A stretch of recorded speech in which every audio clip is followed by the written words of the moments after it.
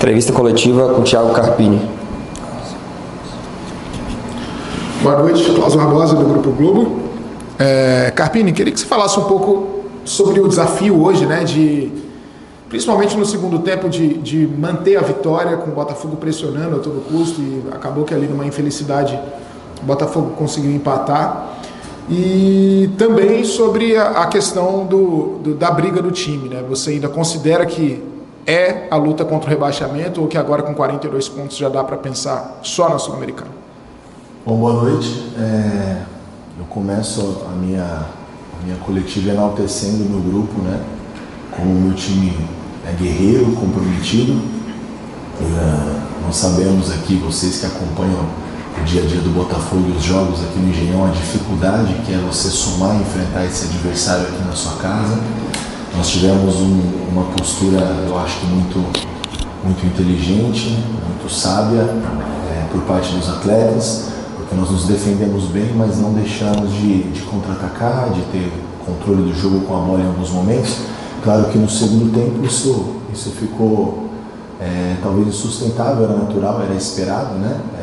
O Botafogo se lançar ao ataque da maneira que se lançou, mas eu acredito que a bola passou muito pela área de cruzamentos, não vi jogadas tão trabalhadas, chances tão reais de gol, um volume ofensivo assim tão grande. Claro que fez uma posse muito grande no nosso campo, né, no campo do adversário, mas sem tanta efetividade, uma fatalidade ali no final, acabou que encontrou o gol do empate. Eu acho que era esperado, e era esperado também pela capacidade do Botafogo.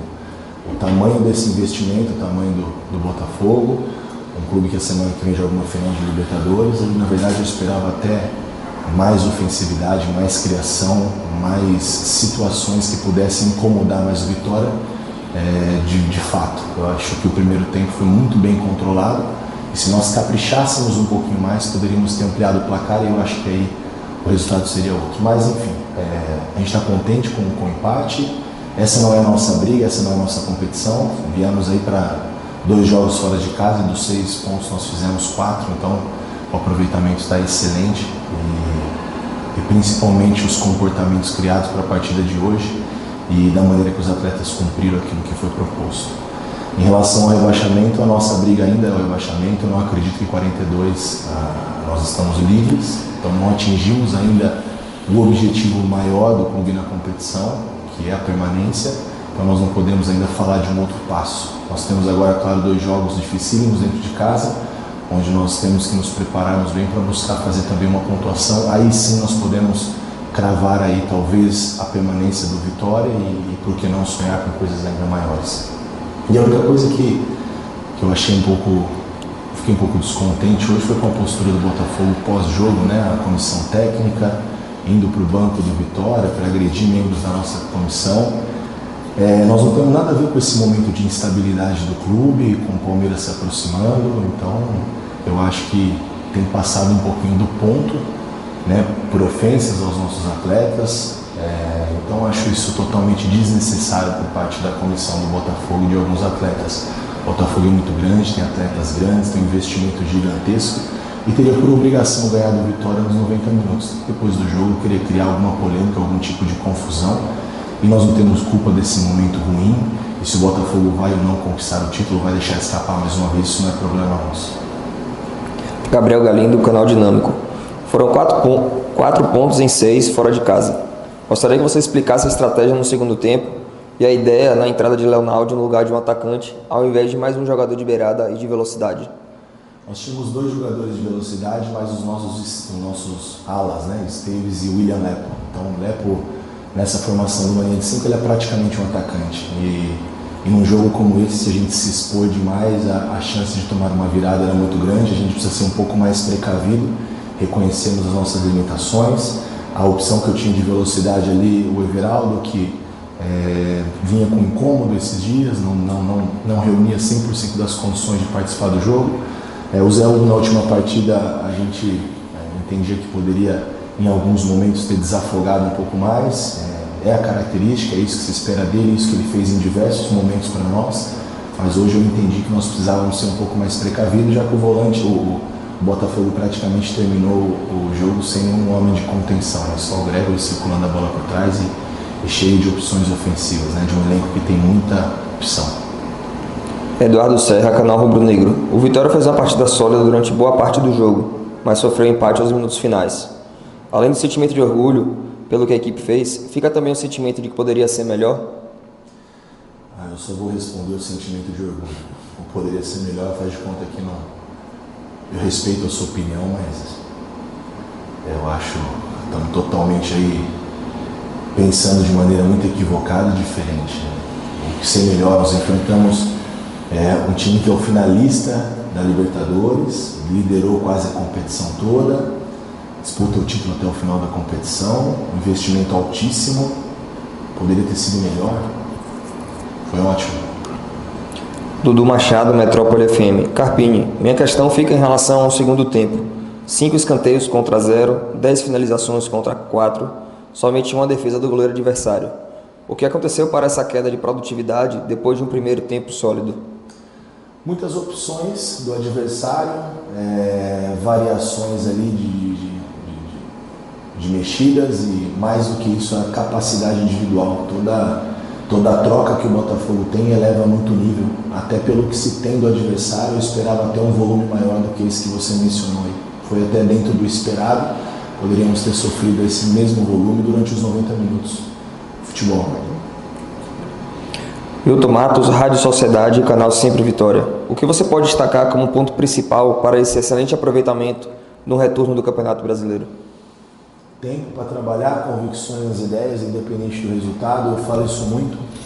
Como ganho, como perde, para mim é muito importante. As derrotas também foram importantes para que nós pudéssemos viver hoje esse momento, né? A continuidade, a sequência, a mudança de comportamento coletivo e individual que se tem de um trabalho para o outro. Então eu não tinha dúvida que o resultado iria acontecer. Claro que em alguns momentos até nos surpreende também, da maneira tão positiva, e a aceitação do grupo. Então foram muitas coisas boas, mas eu destaco o que precisa ser feito no nosso futebol, né? Temos paciência, tempo ao tempo, continuidade. Nós não podemos na primeira instabilidade, na primeira derrota, achar que está tudo errado e começar de novo. E o Vitória teve essa paciência, porque nós viemos para corrigir uma rota.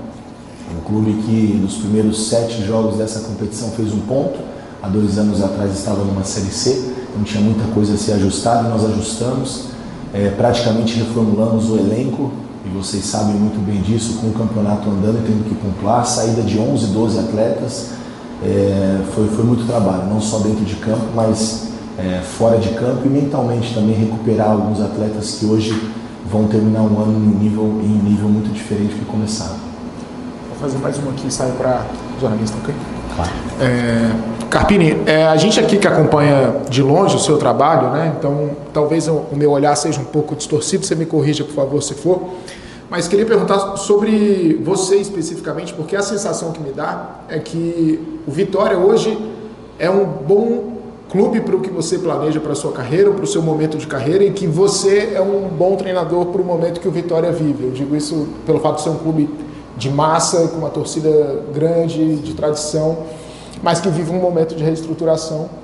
E pelo seu lado, um treinador que começou num time como o São Paulo, que depois fez uma boa campanha no Juventude, que agora está fazendo uma campanha muito sólida também na Série A. A gente sabe como que é esse momento de carreira dos treinadores, né? É importante ter uma campanha sólida para se firmar de vez nessa prateleira.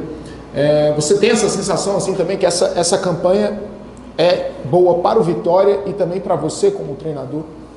Sem dúvida, a cada oportunidade que nós temos de performar em trabalhos dessa maneira, e pela primeira vez, né, pela segunda vez, é que o São Paulo foi muito rápido, foram poucos jogos na Série A, mas pode-se dizer que foi a primeira vez com uma continuidade na Série A, se acaba consolidando e firmando nessa prateleira. Eu venho construindo a minha carreira assim.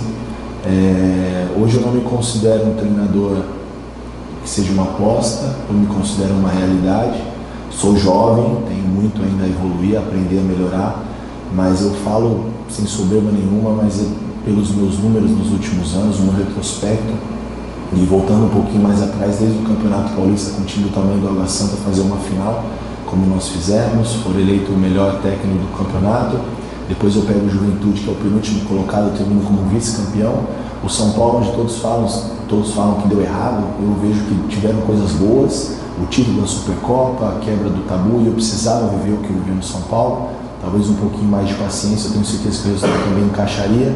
E quando todos imaginavam que talvez naquele momento eu era muito jovem para o tamanho do São Paulo, eu vou para o Vitória e encontro esse cenário, e a gente hoje está conseguindo entregar. Claro que o objetivo ainda não foi alcançado de uma maneira bem diferente. Então, pelo retrospecto e por tudo que eu tenho entregue, eu acho que eu precisava ver isso. O Vitória me deu essa oportunidade de dar uma resposta, porque eu nunca duvidei do meu trabalho, da minha capacidade, claro, como disse, né, com muitas coisas a melhorar, a aprender, a evoluir, mas eu me sinto cada vez mais preparado, e sem dúvida os números e os meus resultados anteriores falam por si só, né? Eu tenho bons trabalhos, né? Então eu me considero uma jovem realidade, pode se resumir dessa maneira.